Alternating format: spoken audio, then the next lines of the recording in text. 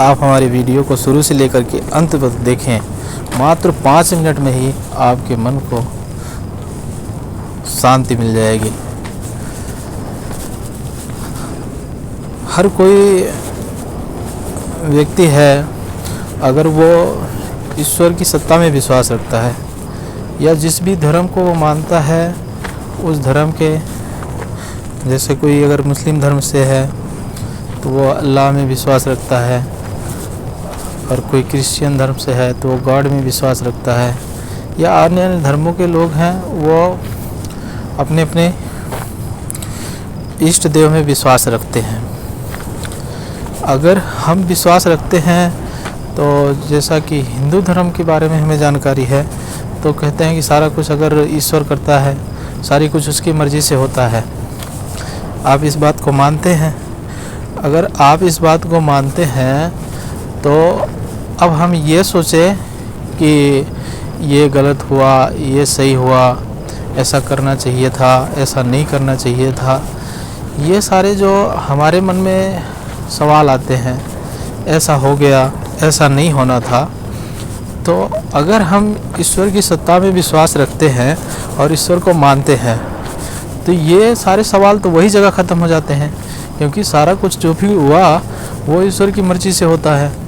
अगर ईश्वर की मर्ज़ी से होता है तो हमारा सोचने का क्या मतलब है कि ऐसा होता, ऐसा हुआ होता, तो इस बात का तो कोई मतलब ही नहीं है।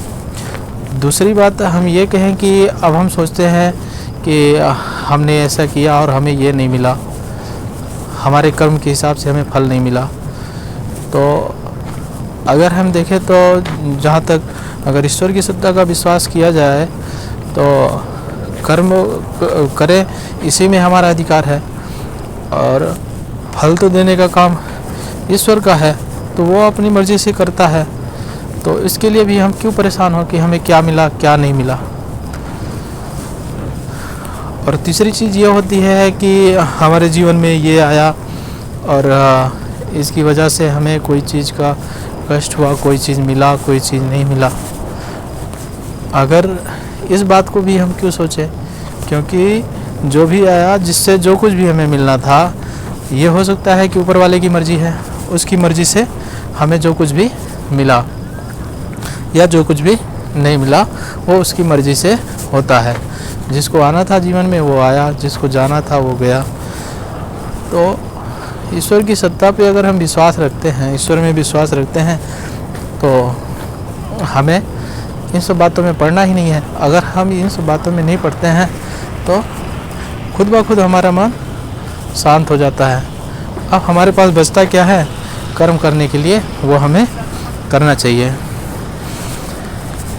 अब दूसरा, अगर हम देखें कि जो भी सृष्टि का नियम है, जैसे कुछ लोग हैं वो नहीं मानते, तो जो भी सृष्टि का नियम है या जो भी संसार का नियम है उसके हिसाब से भी हम देखें तो जीवन ही ऐसा बना है कि इसमें कुछ ना कुछ घटनाएं होंगी, कुछ अच्छी होंगी, कुछ बुरी होंगी, और उसी प्रकार से कुछ लोग जीवन में आएंगे जिससे हमें दुख होगा, कुछ लोग जीवन से जाएंगे जिससे हमें सुख प्राप्ति होगी। तो संसारिक नियम के हिसाब से भी देखें, अगर हम उस सत्ता को ना माने तो ये सारी की चीज़ें तो सबके साथ होती है। अगर कुछ जीवन में घटित ही नहीं होता, कुछ जीवन में हमारे घटित नहीं होता तो ये जीवन का क्या मतलब है? तो कुछ ना कुछ तो घटित ही होना है। अब इससे हमारे मार्ग को या हमें विचलित नहीं होना है। जो कुछ भी होता है वो हमारे साथ ही थोड़े ना हो रहा है, वो तो सारे सबके साथ ही ऐसा हो रहा है। तो इस बात को भी अगर इस हिसाब से हम ही देखें तो भी हमें किसी प्रकार का कष्ट नहीं होना चाहिए।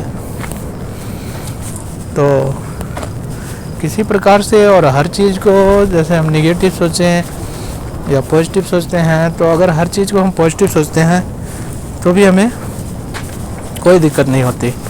तो अपने माइंड को पॉजिटिव रखें, और पॉजिटिव रखने का तरीका है कि हम किसी चीज़ में विश्वास करें, या तो संसारिक नियम में विश्वास करें या प्रभु में विश्वास करें। तो इस प्रकार से अपने मन को शांत रख सकते हैं।